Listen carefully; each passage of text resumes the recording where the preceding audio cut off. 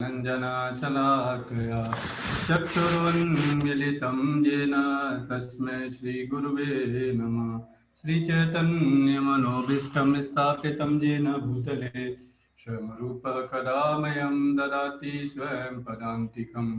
वन्देऽहं श्रीगुरो श्रीयुतपदकमलं श्रीगुरुन् वैष्णवांश्च श्रीरूपं साग्रजातं सैकनरघुनाथवितं तं सजीवम् साद्वैतं सावधूतं परिजनसहितं कृष्णचैतन्यदेवं श्रीराधा कृष्णपादान् सहिगणललिता श्री विशाखान्वितांश्च। हे कृष्ण करुणा सिन्धु दीनबन्धु जगत्पते गोपेश गोपिका कान्त राधाकान्त नमोस्तुते। तप्त कांचन गौरांगी राधे वृंदावनेश्वरी वृषभानुसुते देवी प्रणमामि हरिप्रिये। वाञ्छाकल्पतरुभ्यश्च कृपा सिन्धुभ्येव च पतितानां पावनेभ्यो नमो नमः। जय श्री कृष्ण चैतन्य प्रभु नित्यानंद श्री अद्वैत गदाधर श्रीवासादि गौरभक्तवृंद। हरे कृष्णा कृष्ण कृष्ण हरे हरे हरे राम राम राम हरे हरे। हरे कृष्णा। तो आपका हार्दिक स्वागत इस भगवत गीता की सीरीज में। और अभी हम भगवत गीता के सेकंड चैप्टर के पर पहुंच गए, उस पर डिस्कस करेंगे। और आज का टॉपिक है benefits of actions in Krishna consciousness. मतलब अगर कृष्ण भावना अमृत में अगर कृष्ण को सेंटर में रखते हुए कोई कार्य करेंगे तो उससे क्या बेनिफिट होएगा, वो है। तो आज के श्लोक में भगवान कृष्ण वाक्य बता रहे हैं, नेहा विक्रमनाशोक्ति प्रत्यवायो न वेद्यते स्वल्पमस्य धर्मस्य त्रायते महतो भयात्। इस प्रयास में ना तो हानि होती है ना ही हिरास, अपितु इस पथ पर की गई अल्प प्रगति भी महान भय से रक्षा कर सकती है। तो ये चीजें समझना बहुत इंपॉर्टेंट है कि इस मार्ग पर कृष्णा कॉन्शियसनेस में किया गया कोई भी कार्य क्यों ना हो, चाहे वो छोटा क्यों ना कार्य हो, चाहे मान लो भगवान के लिए पानी भी हमने दे दिया है ना, केवल इतना छोटा सा काम, और ये इतना बड़ा एसेट भगवान मानते हैं इसको कि इस संसार में कितना भी बड़ा कार्य कर लें वो इसके बराबर नहीं हो सकता। और थोड़ी सी भगवान की सेवा करने पर भगवान बड़े से बड़े महान भय से रक्षा करते हैं। तो इस परपट में क्या बताया जा रहा है, कर्म का सर्वोच्च दिव्य गुण है कृष्ण भावनामृत में कर्म या इंद्रिय तृप्ति की आशा न करके कृष्ण के हित में कर्म करना। यह सर्वोच्च कार्य है और सर्वोच्च योग सिस्टम है, इसी को भक्ति योग बोलते हैं। भगवत गीता में आप देखेंगे, भगवत गीता में मेनली भगवत गीता 3 योग के बारे में डिस्कस करती है, कर्म योग, ज्ञान योग और भक्ति योग। तो कर्म योग बताया गया प्रारंभ के 6 चैप्टर में, ज्ञान योग लास्ट के 6 चैप्टर में, और बीच के जो 6 चैप्टर हैं 17 to 13, 17 to 12, ये जो चैप्टर्स हैं इनको भक्ति योग कहा जाता है। और ये सैंडविच की तरह भगवत गीता, यानी ऊपर ब्रेड लगे हुए हैं ज्ञान योग और कर्म योग के। अगर हमें भक्ति योग अगर वास्तव में करना है तो इन 6 चैप्टर को समझना पड़ेगा। ऑल्दो सेकंड चैप्टर में कंक्लूजन बता दिया है भगवान ने, बट डिटेल में आगे बताएंगे। इसी को बोलते हैं कृष्ण भावनामृत में कार्य करना, एक्शंस इन कृष्णा कॉन्शियसनेस। और ये कार्य करने से क्या बेनिफिट्स होंगे वो अभी देखेंगे। ऐसा कर्म का लघु आरंभ होने पर भी कोई बाधा नहीं आती, न कभी इस आरंभ का विनाश होता है। क्यों नहीं होता? देखो, भगवान हमेशा शाश्वत हैं, वो कभी नष्ट नहीं होते।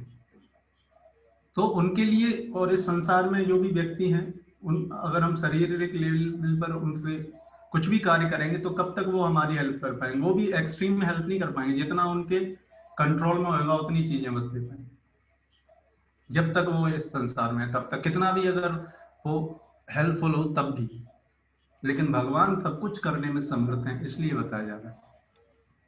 भौतिक स्तर पर प्रारंभ किए जाने वाले किसी भी कार्य को पूरा करना होता है, अन्यथा सारा प्रयास निष्फल हो जाता है।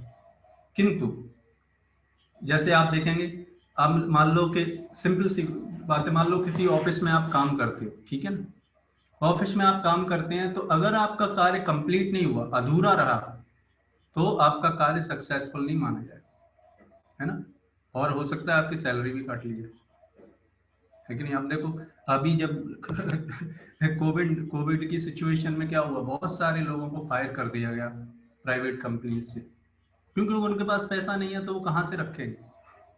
तो उन्होंने जितना भी कार्य, जितना मान लो 20 साल से कार्य कर रहे हैं उस कंपनी के लिए, लेकिन थोड़ी सी सिचुएशन गड़बड़ाई तो सारा का सारा कार्य, पिछले 20 साल का कार्य किया हुआ सारा विफल हो गया। लेकिन भगवान के केस में ऐसा नहीं। भगवान के केस में क्या है, अगर कोई प्रयास भी करता है, करने का प्रयास भी करता है, मान लो कोई माला जपने का सोचता है कि मैं जप करूंगा कल से, केवल इतना सोच भी लिया तो भी इसका उसको बड़ा रिजल्ट मिलेगा। आप सोचो कितना बेनिफिट है। और चाहे अगर भक्ति पूरी भी नहीं हो पाए तो भी बेनिफिट ही बेनिफिट है।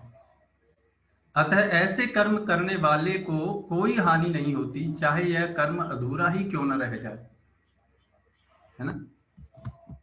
यदि कृष्ण भावनामृत का 1% भी कार्य पूरा हुआ तो उसका स्थायी फल होता है। क्यों?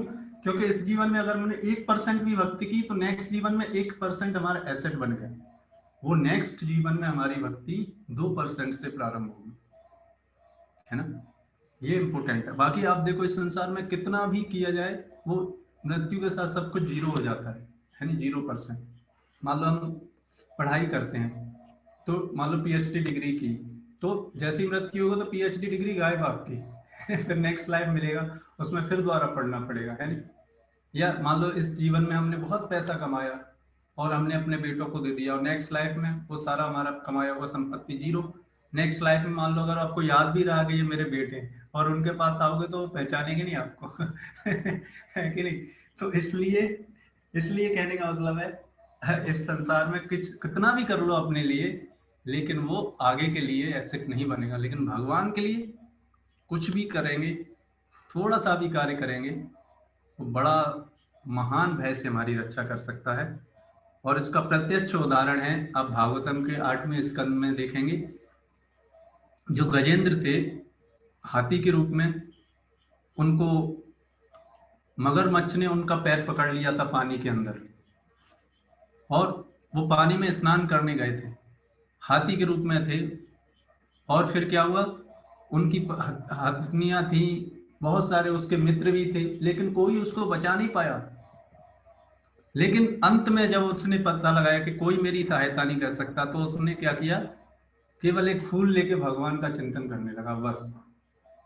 केवल इतना करने मात्र से भगवान हरि उनको बचाने आ गए और उनको बचाया गजेंद्र को। सोचो। इस संबंध में भागवतम में पहले स्कंद के 5वें अध्याय के 17वें श्लोक में एक अत्यंत सुंदर श्लोक आया है। वो श्लोक क्या है, त्यक्त्वा स्वधर्मं चरणाम्बुजं हरे भजन पको अटपत्ते ततो यदि यत्र कभावद्रमधुमुष्य किम्बो वार्ताप्तो भजताम स्वधर्मता।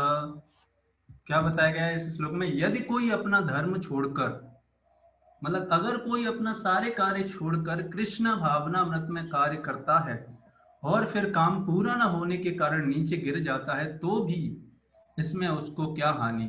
और यदि कोई अपने भौतिक कार्यों को पूरा करता है तो इससे उसको क्या लाभ होगा। अथवा जैसा कि ईसाई कहते हैं, यदि कोई अपनी शाश्वत आत्मा को खोकर संपूर्ण जगत को पा लेता तो मनुष्य को इससे क्या लाभ होगा। भौतिक कार्य तथा उनके फल शरीर के साथ ही समाप्त हो जाते हैं, जैसा कि हमने अभी डिस्कस किया था आपके साथ, है। किंतु कृष्ण भावनामृत में किया गया कार्य मनुष्य को इस शरीर के विनष्ट होने पर भी उन्हें कृष्ण भावनामृत तक ले आता है। कम से कम इतना तो निश्चित है कि अगले जन्म में उसे सुसंस्कृत ब्राह्मण परिवार में या धनी मानी कुल में मनुष्य का शरीर प्राप्त हो सकेगा, है ना। अगर हम भगवान के लिए थोड़ा सा भी इस जीवन में मान लो पूरी भक्ति नहीं कर पाएंगे तो नेक्स्ट जीवन में ऐसी फैसिलिटी मिलेगी तब जहां पर हम भक्ति कर पाएंगे। आप देखो जितने जो भी भक्त हैं उनके परिवार में जो बच्चे जन्म लेते हैं उनको बचपन से ही इतना जानने की जरूरत ही नहीं पड़ती, बचपन से ही वो सोता ही, क्योंकि उनको पेरेंट्स ने देखा है तो जो देखा है वो करते हैं, भक्ति शुरू से मिल जाती। क्यों? क्योंकि उन्होंने पिछले जीवन में कुछ न कुछ भगवान के लिए कार्य किया है, इसलिए उनको भगवान के भक्तों के बीच में जन्म मिला है। कृष्ण भावनामृत में संपन्न कार्य का यही अनुपम गुण है। तो कृष्ण भावनामृत में किया गया कार्य का ये सबसे विशेष गुण है कि उसके लिए कोई भी छोटा सा भी कार्य उसकी क्षति नहीं होती कभी भी, मतलब कहने का मतलब उसका खात्मा नहीं होता, क्योंकि भगवान उससे पर्सनली डील करते हैं, क्योंकि वो इस शरीर के लिए नहीं, वो भगवान के लिए किया गया कार्य है। इसलिए भगवान उस छोटे से कार्य के लिए क्या बहुत बड़ा कार्य मानते हैं। आप सोचो जो पूतना राक्षसी थी वो भगवान को केवल मारने के लिए आई थी। आप सोचो भगवान के लिए कार्य उसने किया लेकिन उल्टे उल्टे दिमाग से आई थी, भगवान को मारने के लिए स्तन में जहर लगा के आई थी, लेकिन उसको भी भगवान ने कैसे लिया, उसको भी अपनी माँ की तरह ट्रीट किया और उसको भी भगवत धाम में प्रवेश दिया उसको।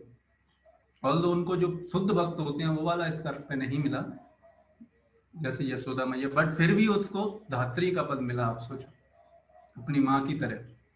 और जो भक्त भगवान की भक्ति थोड़ा सा शुद्ध भाव से भी करेंगे, अब बताओ उनको भगवान क्या देंगे। इसलिए भगवान जो गोपियां हैं उनके जो प्रेम के बदले भगवान बोलते हैं कि मेरे पास कुछ है नहीं उनको देने के लिए। आप सोचो, है ना। इसलिए ये जो कृष्णा कॉन्शियसनेस है, कृष्ण की चेतना में जो किया गया कार्य है, इसका बदला इस संसार का कोई भी कार्य नहीं, इसका स्थान कोई भी कार्य ले ही नहीं सकता, है कि नहीं। कोई भी इसका रिप्लेसमेंट नहीं किया जा सकता। इसलिए हमको क्या होना चाहिए, थोड़ा सा बुद्धिमान होना चाहिए और अपने जीवन में जो भी कार्य हैं उनको कृष्ण की प्रसन्नता के लिए करने का प्रयास करना चाहिए, क्योंकि वही कार्य हैं जो अभी हम कर रहे हैं, उनको अगर कृष्ण के सेंटर में रखे उनकी प्रसन्नता के लिए कार्य करेंगे, कर पाएंगे, तो वही कार्य हमारे जीवन के उद्देश्य को प्राप्त करने के लिए सार्थक बन जाएंगे, फेवरेबल हो जाएंगे, है कि नहीं। डाउटेल करना सीखना पड़ेगा।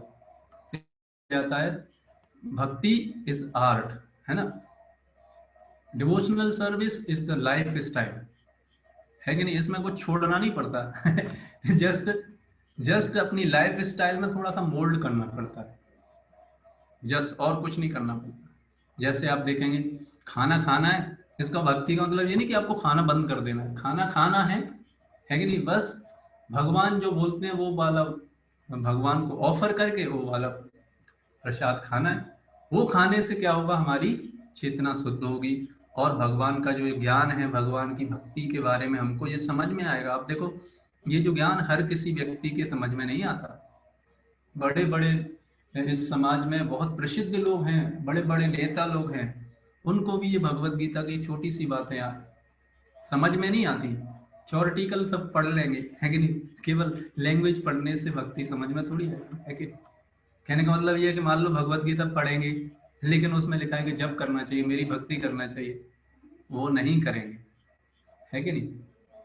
तो इसलिए हमको समझना चाहिए कि भगवान की भक्ति को समझना भी इतना आसान नहीं है, लेकिन अगर किसी व्यक्ति का हृदय बहुत सरल हो तो बड़ी आसानी से उसको समझा जा सकता है। और इस कृष्ण कॉन्शियसनेस में किया गया एक भी कार्य परमानेंट कार्य है, it is not a temporary work. इसलिए क्या होता है, इसके जो रिजल्ट्स होते हैं वो भी परमानेंट होते हैं। इसलिए भगवान ने यहाँ पर बताया कि मेरे लिए किया गया कार्य हमेशा एग्जिस्ट करता है, हमेशा हमेशा लाभदायक रहता है, इसे करने में कोई भी हानि नहीं है, है ना। तो इसको हम थोड़ा देखें, एनालिसिस करें अपने जीवन में कि ये जो कार्य है भगवत गीता के भगवान के लिए किए गए कार्य कितने इम्पोर्टेंट है। देखो, भगवान प्रॉमिस कर सकते हैं हमसे, रिक्वेस्ट कर सकते हैं हमसे, लेकिन करना हमको ही है, क्योंकि देखो भगवत धाम हमको जाना है कि नहीं। तो इसलिए इन सारी चीज़ों को गंभीरता पूर्वक रोजाना करें, यही आपसे विनम्र प्रार्थना है। और इसी के साथ आज के सेशन को हम यहाँ पर विराम करते हैं। आपका बहुत बहुत धन्यवाद। और भी जानना चाहते हैं तो हमारा ग्रुप है जर्नी ऑफ सेल्फ डिस्कवरी, उस पर आप ज्वाइन कर सकते हैं और भी इस तरीके के सेशंस में आने के लिए, फिर और पर्सनल गाइडेंस के लिए उसमें और ज़्यादा आप समझ सकते हैं इन सारी चीज़ों से, है ना। तो इस तरीके से हम इसको, आज के सेशन को हम यहीं पे विराम देते हैं।